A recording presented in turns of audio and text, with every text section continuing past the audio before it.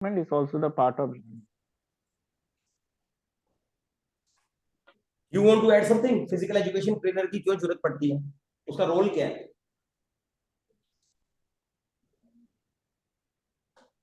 ठीक है, next question. I want Shruti from Punjabi teacher से आप एक कोई क्वेश्चन पुट अप कीजिए प्लीज। हमारे दो पंजाबी टीचर्स हैं यहाँ पर। श्रुति आज फास्ट। जी सर, आप अलंकार को बताइए, अलंकार कितने प्रकार के होते हैं और अलंकार का काम क्या होता है हमारे साहित्य में? हाँ जी, अलंकार मैडम पंजाबी च प्रमुख रूप ਵਿੱਚ ਦੋ ਤਰ੍ਹਾਂ ਦੇ ਹੀ ਵਰਤੇ ਜਾਂਦੇ ਨੇ, ਸ਼ਬਦਾਰਥ अलंकार ਤੇ ਅਰਥਾਤਮਕ अलंकार। ਤੇ ਜਿਹੜਾ ਆਪਣਾ अलंकार ਹੈ ਉਹਦਾ ਸਾਹਿਤ ਚ ਇਹ ਹੈ ਵੀ ਜਿਵੇਂ ਆਪਾਂ ਕੋਈ ਕਿਸੇ ਚੀਜ਼ ਨੂੰ ਸਜਾਉਣ ਵਾਸਤੇ ਵਰਤੋਂ ਕਰਦੇ ਆ, ਜਿਵੇਂ ਕੋਈ ਨਾ ਵਿਆਹੀ ਹੋ ਗਈ ਗਹਿਣੇ ਨਾਲ ਸੱਜ ਧੱਜ ਕੇ ਜਿਵੇਂ ਉਹ ਸੋਹਣੀ ਲੱਗੂਗੀ, ਸਾਡੇ ਰੂਪ ਚ ਆਪਾਂ ਨੂੰ ਸੋਹਣੀ ਲੱਗਦੀ, ਕਾਵ ਨੂੰ ਆਪਾਂ ਕਿਸੇ ਸਾਹਮਣੇ ਰੱਖਣ ਲਈ ਉਹਨੂੰ ਸਜਾਉਣ ਦੀ ਜ਼ਰੂਰਤ ਪੈਂਦੀ ਹੈ, ਇਸੇ ਕਰਕੇ अलंकार ਦੀ ਵਰਤੋਂ ਕੀਤੀ ਜਾਂਦੀ ਹੈ। हाँ जी मैम, मैं थोड़ा और भी चेक करना चाहूंगी, जिवें उपमा अलंकार आप किसी ਨੂੰ ਕਹਿ ਰਹੇ ਵੀ ਕਿਸੇ ਨਾਲ ਥੋੜੀ ਤੁਲਨਾ ਕਰ ਦਿੰਦੇ ਆ ਵੀ ਉਹ ਚੰਨ ਵਰਗਾ ਸੋਹਣਾ ਹੈ, ਆਪਾਂ ਉਹ ਚੰਨ ਵਰਗਾ ਤਾਂ ਵੀ ਮਤਲਬ ਕਿ ਚੰਨ ਤਾਂ ਨਹੀਂ ਨਾ ਹੁੰਦਾ, ਉਹਦੇ ਨਾਲ ਤੁਲਨਾ ਕਰਤੀ ਵੀ ਉਹਦੇ ਨਾਲ ਉਪਮਾ ਕਰਤੀ, ਉਪਮਾ अलंकार ਹੋ ਗਿਆ। ਅਤ ਕਥਨੀ अलंकार ਵਿੱਚ ਜਿਵੇਂ ਆਪਾਂ ਕਿਸੇ ਜਾਲੀ ਮਤਲਬ ਵਧਾ ਚੜਾ ਕੇ ਗੱਲ ਨੂੰ ਕਹੇ ਤਾਂ ਜਿਹੜੀ ਹੋ ਨਹੀਂ ਸਕਦੀ, ਸੰਭਵ ਨਹੀਂ ਹੋ ਸਕਦੀ, ਉਵੇਂ अलंकार ਆਪਾਂ ਯੂਜ਼ ਕਰਦੇ ਆ ਮੈਡਮ ਵੀ ਕਿਸੇ ਵੀ ਆਪਣੀ ਵੀ ਜਿਹੜੀ ਕਾਵ ਭਾਸ਼ਾ ਨੂੰ ਸਜਾਉਣ ਲਈ अलंकारां ਦੀ ਵਰਤੋਂ ਕੀਤੀ ਜਾਂਦੀ ਹੈ। ਜਿਵੇਂ ਯਮਕ अलंकार हो गया। शब्द अलंकार के कितने भेद होते हैं? दो, तीन भेद होते हैं। तीन होंगे। शब्द अलंकार के तीन भेद होते हैं मैडम। बताइएगा कौन कौन से? श्लेष अलंकार नहीं, वैसे तो शब्द अलंकार के 5 होते हैं, बट जैसे शब्द अनुप्रास, यमक, श्लेष, वक्रोक्ति और एक होता है मतलब वक्रोक्ति के बाद एक और होता है, 5 होते हैं कुल, लेकिन मुख्य रूप से 3 को ही माना, लेकिन भेद 5 होते हैं। यमक, श्लेष। Neetu, how are you? Neetu, yes sir, good are you afternoon getting sir. Me? आप भी क्वेश्चन पुट अप कर सकते हैं एसएसटी रिलेटेड कुछ भी इन लोगों से। सर अभी तो माइंड में है नहीं कुछ। वैसे ये मुझे ये बता दीजिए कि जो 21 आइलैंड का नाम 21 आइलैंड बोला है ना प्रधानमंत्री नरेंद्र मोदी ने, वो कहाँ पे बोला गया है रखने के लिए, किस साइड बोला गया, किसके नाम पे रखे जाएंगे 21 island? Yes ma'am. Andaman Nicobar द्वीप समूह के द्वीप है सारे। यस मैम, किसके नाम पे? जितने शहीद हुए हैं क्रांतिकारी उनके नाम पर वो रखे जाएंगे। यस मैम, वो तो रखे जाएंगे क्रांतिकारी, लेकिन कौन वो क्रांतिकारी? उनका नाम सब मैम नहीं याद है। सुभाष चंद्र बोस के नाम पे भी रखा गया है। तो सुभाष रखा जा चुका है और 21 लोगों के वो नाम तो पर रखा जाएगा जा चुका है। नहीं मैम, ऐसा ना कि वो परमवीर चक्र मिले हैं ना जिनको, उनके नाम पे रखा जाएंगे वो। Hello Prinishi, how are you? Prinishi, are you getting my voice? Prinishi, मेरी आवाज आ रही है आपको?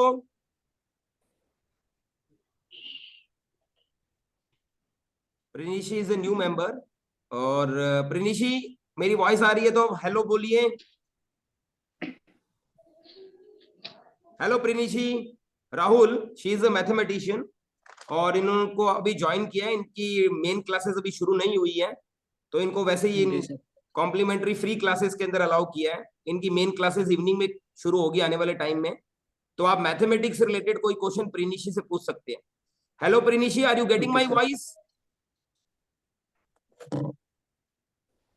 प्रीनिशी मैडम, मेरी वॉइस आ रही है आपको? Yes sir, hello. हाँ मैडम, मेरी वॉइस आ रही है आपको? जी आ रही है। Madam, Rahul is here. He is a mathematics student. So if he will ask you a question, would it be able for you to answer? TCT के base पे राहुल, तो question according to that. Please, question. De Morgan law के बारे में बताइए ma'am. बताइए प्रणीशी।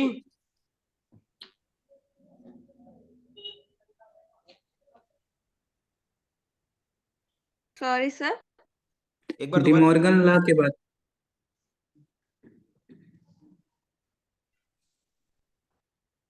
Rahul, De Morgan Yes. Law. जी sir ji.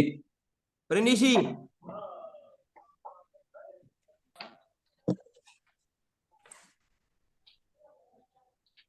Prinishi, are you getting the point? De Morgan law. Hello.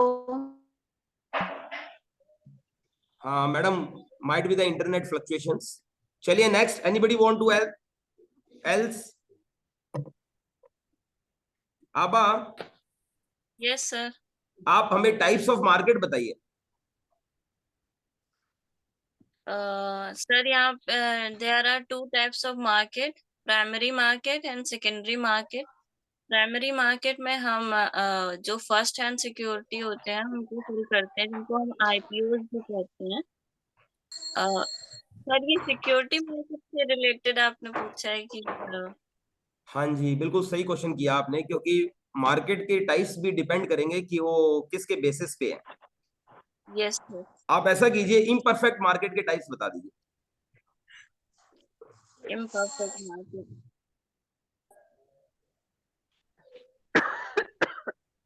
Imperfect market वो होते हैं जहाँ पे जो होमोजीनियस मतलब हेट्रोजीनियस प्रोडक्ट अवेलेबल होते हैं, मतलब उनके जो प्रोडक्ट होते हैं वो अलग अलग होते हैं और उनकी प्राइस भी अलग अलग होती है। बट उनके कुछ नाम होते हैं मार्केट के, टाइप्स ऑफ मार्केट, तो वो क्या क्या नाम क्या उनके?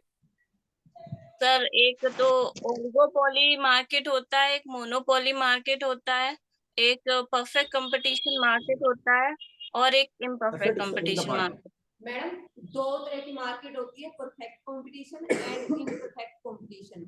ये जो आप बता रहे हो ये सारे इम्परफेक्ट के एग्जांपल्स दे रहे हो। सर, इम्परफेक्ट जो कंपटीशन होता है उसके अंदर मोनोपोली आता है, ओलिगोपोली मार्केट आता है, ड्यूपोली आता है, ओलिगोपोलिस्टिक आता है। इम्परफेक्ट मार्केट के अंदर क्या है? Alka, more questions. Here are not many students for SST geography, Hindi related, anything fast, Alka? Yes, sir. हाँ जी। What is your teaching philosophy?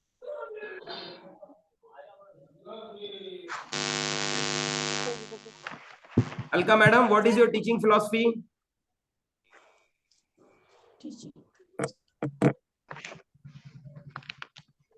Alka, voice नहीं आ रही है आपकी, बोलिए।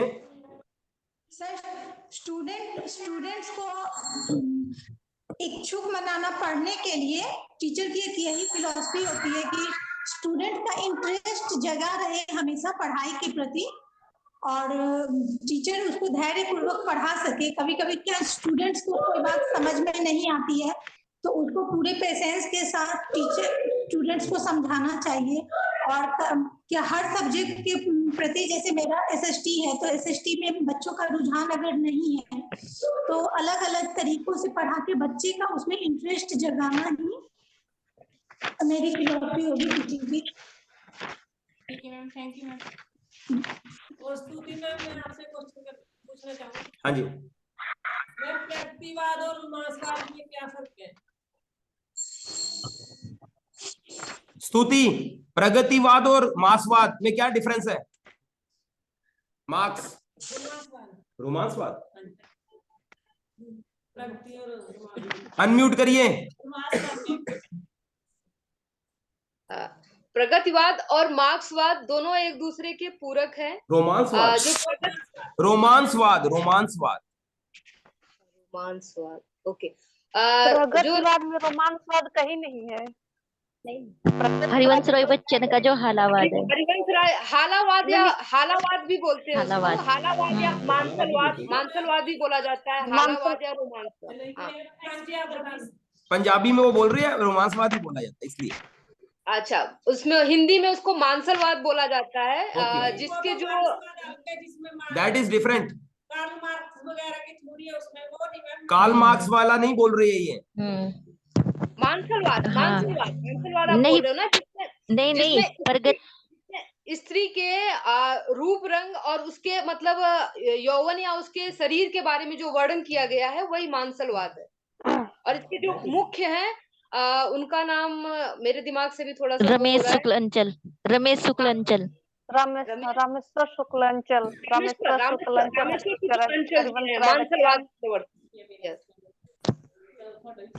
आपके ये हो जाएंगे,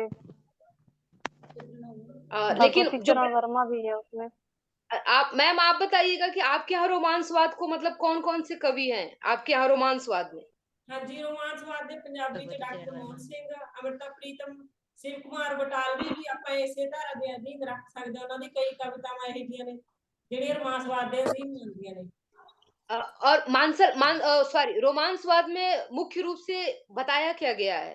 यही भी अपना किसी के बारे में, जिस तरह प्यार, दुख, दर्द, सारा ही रोमांस के अंदर आया है, जिससे हमें किसी की फीलिंग का पता लगे। जी जी, वही हमारे यहाँ उसको मानसलवाद बोला जाता है। नहीं, मार्क्सवाद आ गया मैम। मार्क्सवाद, मार्क्सवाद प्रगतिवाद, मार्क्सवाद तो प्रगतिवाद अलग, बोलते हैं।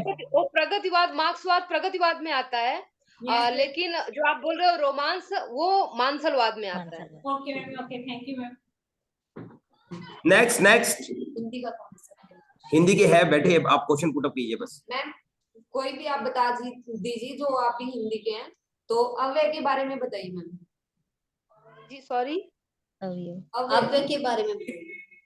अव्यय का मतलब होता है जो व्यय ना हो, मतलब जिनमें आप और भी विच्छेद या जिनको आप समाप्त ना कर सको या जिनका और भी क्षति नहीं होती है, जैसे धीरे हो गया, प्रति हो गया, यथा हो गया, ये सब अव्यय में आते हैं। और ये कभी कभी क्रिया विशेषण का भी काम करते हैं। और अव्यय के प्रकार के बारे में अभी भूल रही हूँ, अव्यय के कितने प्रकार होते हैं शायद। हाँ जी विजय मैडम आप बताइए। सर मुझे भी याद नहीं आ रहा है, नहीं मैं अब तक बता चुकी हूँ। सर मेरे माइंड से भी निकल गया। क्रिया विशेषण, अलका आप शोभानील से एक ज्योग्राफी का क्वेश्चन पुट अप करो। स्थानवाचक ज्योग्राफी। मानसून सर्वप्रथम कहाँ आता है इंडिया में? कब और कहाँ? मानसून केरला में सबसे पहले आता है। सबसे पहले कहाँ आता है इंडिया में? हाँ मानसून पहले अंडमान निकोबार द्वीपपुंज में आता है, Andaman Nicobar island. So in the first May and 1st June it enters in Kerala. After that in 10th June it enters in Mumbai, and after that Kolkata. At last it reaches in Punjab in the first week of July. Yes, thank you. Sir एक और SST के लिए बेरोजगारी को explain करें। हाँ जी, SST क्यों ना? बेरोजगारी जैसे क्वालिफिकेशन के अकॉर्डिंग काम का ना मिलना बेरोजगारी है। उसके आगे टाइप्स होती हैं, सीजनल होती है, लोग साल के कुछ ही महीने काम कर पाते हैं, कुछ महीने फ्री रहते हैं। उसको खत्म करने के लिए या कम करने के लिए क्या उपाय किए जा सकते हैं? रोजगार के अवसर बढ़ाने चाहिए। Ma'am, specialization, vocational education, more emphasis is on specialization, vocational education, and skill-based education. Generally, the formal education is not fruitful for the creation of the job due to the gradual declining of the government sector job. If the implementation of skill-based education, vocational education, and another types of IT sector education and specialization, it increase and boost up the employment opportunity in future. Sir मेरा एक technical based education. हाँ जी sir मेरा एक question है, हिंदी वालों से ही है कि वो रीति मुक्त काव्य की विशेषता बताइए। क्या है रीति मुक्त काव्य? रीत मुक्त काव्य मुख्य रूप से वो है जो उसमें जो जैसे अलंकार था या फिर जो उसमें था कि एक जो समय की रीत के अकॉर्डिंग जो उससे मुक्त होकर जो कविताएं कर रहे थे, अपने भावों और अपने उनकी पर्सनल जीवन थे उससे रिलेटेड जो कविताएं कर रहे थे, वो रीत मुक्त में आते हैं। मैं बताऊं मैम?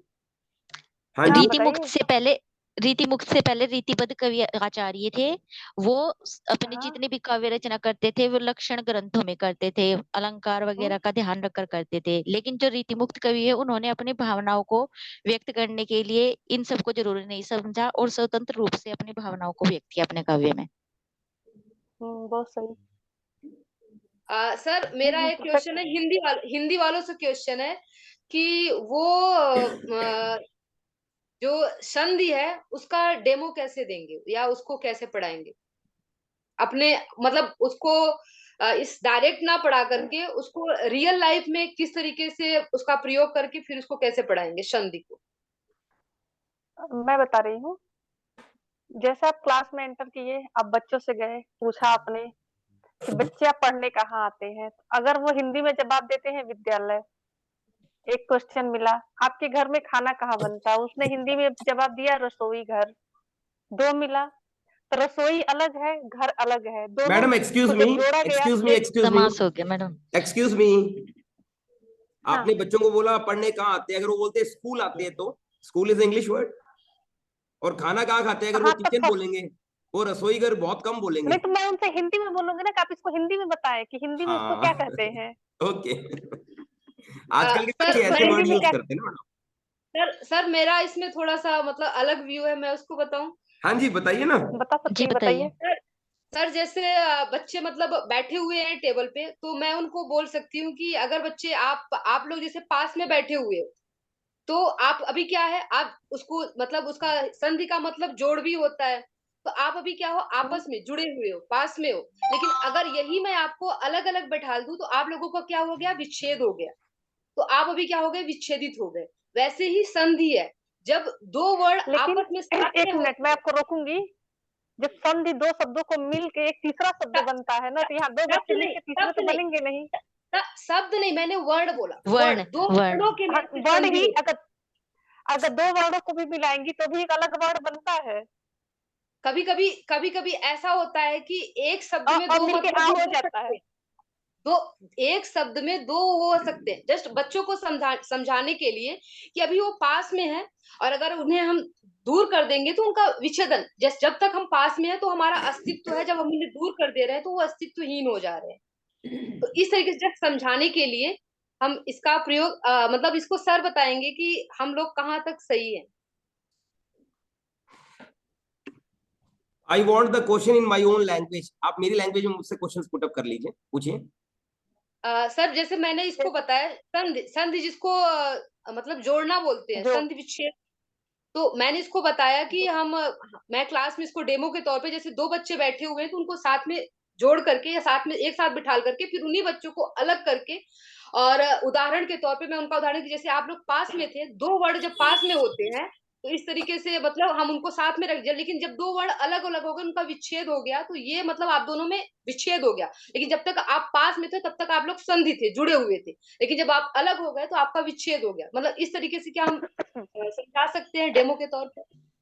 क्या मतलब एक चीज और हो सकता है कि आप शिक्षण सहायक सामग्री का भी उपयोग कर सकती हैं। कोई चीज आप ले गई, आपने उसको जोड़ा, दिखाया, तो भी बच्चा समझ सकता है, और उसके लिए वो ज्यादा इंटरेस्टिंग भी हो सकता है। इजी वे हो जाएगा सर, और क्योंकि वो कॉम्प्लिकेटेड है, ये थोड़ा इजी भी हो जाएगा। बाकी बोथ आर ऑलमोस्ट, बात तो वही कह रहा है, मगर बच्चे के समझने के लिए वो इजी भी हो जाएगा। कुछ भी हम घर से ले जाएं और उनको जोड़ के और हटा के दिखाएं, नहीं नहीं नहीं, घर से नहीं ले आ सकते आप। डेमो में यहाँ पर स्थिति भी सही है, का प्रयोग किया। इट इज नॉट पॉसिबल कि मान लीजिए आपको इंटरव्यूअर बोलता है कि करके दिखाओ, बात अब करो, तो आप घर का थोड़ी ना वेट करो, you have to do it on the spot. It is not possible for you to take things. आपको तो फाइल भी नहीं ले जाने देंगे, आप क्या क्या सामान लेके जाओगे, आपको क्या पता वो क्या आपको डेमो देने वाले। तो you make an example which need not any material. First of all आप ये मत सोच के जाओगे कोई मटेरियल लेके जाना है या कुछ लेके जाना है, आप बिल्कुल फ्री एंड हो। फॉर्म भी वो वहीं भरवाएंगे आपसे, और फॉर्म बिल्कुल सिंपल सा होता है, कुछ नहीं है उसमें, कुछ भी नहीं है जो मैं बताऊं आप लोगों कि ये करना है वो करना है, कुछ नहीं। डॉक्यूमेंट भी नहीं ले जाना है? डॉक्यूमेंट्स तो ले जाना देवी। और केवीएस के अंदर आपसे एक लाइन होती है केवीएस में कि आप केवीएस पे अपनी सुटेबिलिटी बताइए कि how you are suitable for KVS. तो मुझे एनवीएस में ये चीज नहीं मिली, और अगर होगी तो I will just definitely confirm you क्योंकि फर्स्ट डे में ही अपने कोई स्टूडेंट जाते रहे तो अपने को पता लग जाता है क्या माहौल चल रहा है, क्या कुछ है, तो मैं आपको इंटीमेट कर दूंगा। चलिए 5 मिनट है, मैं सर अभी चाहूंगा तक कोई राहुल गया जी है से कि कोई नहीं? क्वेश्चन पुट अप करे, मैथ्स का क्वेश्चन। आप में से कोई करेगा मैथ्स का क्वेश्चन प्लीज, कोई मैथमेटिक्स का, एनीबॉडी? अब आप मैथ्स का क्वेश्चन करोगे राहुल से प्लीज। सर प्रॉफिट और लॉस समझाना क्लास में। राहुल जी आपको कैसे प्रॉफिट और समझाएंगे? लॉस समझाना है, कैसे पढ़ाओगे क्लास में बताइए। राहुल जी हाइपोटेन्यूस कहते हैं। तो हाइपोटेन्यूस का स्क्वायर जो होता है वो दोनों लेंथ के स्क्वायर के बराबर होता है, जिसमें अगर हम कहते हैं कर्ण का स्क्वायर। राहुल कौन सा टॉपिक समझा रहे हो आप? हेलो राहुल। सर हमको भी एक मैथ का क्वेश्चन पूछना है। हाँ जी पूछिए राहुल जी से। मैथ का ये क्वेश्चन है, आजकल के समय में अभी मैथ में बच्चों के मार्क्स बहुत कम आने लगे हैं, या बहुत सारे बच्चे हैं जो मैथ के नाम से ही डरते हैं। मैथ का एग्जाम हो तो बच्चे बीमार पड़ जाते हैं। उन बच्चों के लिए आप क्या करेंगे, जो बच्चे का डर मैथ से जो है वो डर वो भाग जाए? मैम तो सबसे पहले उन्हें बताएंगे, रियल लाइफ से जोड़ेंगे कि इसकी कहाँ कहाँ पे जरूरत होती है, कि वो लाइफ में जहां भी जाएंगे उन्हें मैथ्स से जरूर उनकी मुलाकात होगी। नहीं तो स्टूडेंट्स बोलेंगे जो जो मैथ की जरूरत होती है वो क्या जरूरत है, थोड़ा सा जैसे मैं एडिशन सब की ना, और उससे जो एडवांस लेवल का मैथ है उसकी क्या जरूरत है? मैम बेसिक प्रॉब्लम यहीं पे होती है कि हमें मैथ और में जो ये बेसिक चीजें होती हैं, एडिशन, सब्ट्रैक्शन, मल्टीप्लिकेशन और ये डिवीजन, इसी सब में ज्यादा प्रॉब्लम हो जाती है। लोग बच्चे इसी में ही कंफर्टेबल नहीं होते। अगर उन्हें बड़ी बड़ी संख्याएं 3 डिजिट की, 4 डिजिट की दे दी जाती है तो वो डर जाते हैं, इसको मल्टीप्लाई कैसे करना है, इसमें डिवीजन कैसे करना है। तो मैम तो पहले मैं इन सब लेवल पे बेसिक जो उनकी है इसको स्ट्रॉन्ग कराऊंगा, प्रैक्टिस अच्छे से कराऊंगा, ताकि वो इस चीज में अच्छे से डेवलप हो जाए। क्योंकि जो भी मैथ्स में कॉन्सेप्ट होता है एक छोटा सा कॉन्सेप्ट होता है, बाकी हमें इन्हीं ऑपरेशंस को ही यूज करना होता है। सर मैं थोड़ा सा ऐड करना चाहूंगी। हाँ जी जल्दी कीजिए आबा जी, हमारे पास लिमिटेशन है टाइम की, 3 मिनट्स। सर मैथ में बच्चों का इंटरेस्ट ऐसे ला सकते हैं कि उनको बता सकते हैं कि हमारी हर चीज में मैथ की जरूरत पड़ती है। अगर हम सुबह उठते हैं उसमें भी मैथ की जरूरत होती है। हम वॉच देखते हैं या टीवी देखते हैं उसमें भी मैथ की जरूरत होती है। मतलब हमको पता होता है कि चैनल में जो नाटक है वो कब आएगा, कब वो मतलब खत्म हो जाएगा। तो हर जगह मैथ की जरूरत है। इस तरीके से हम उनको इंटरेस्ट ला सकते हैं। अगर हम कोई चीज परचेस करते हैं, बाय करने जाते हैं, तो उसमें भी मैथ की जरूरत होती है, तो उनका थोड़ा सा इंटरेस्ट आएगा मैथ में। चलिए भाई एक क्वेश्चन मैं आप लोगों से पूछना चाहूंगा। एक अननोन कैंडिडेट है, मैं जानता नहीं उनको, उन्होंने कहा डिजायरेबल क्वालिफिकेशन में सर मैंने ना यस कह दिया है तो मेरे पास सर्टिफिकेट नहीं है, तो कोई प्रॉब्लम तो नहीं आएगी उसको? मैनुअल मिस्टेक है?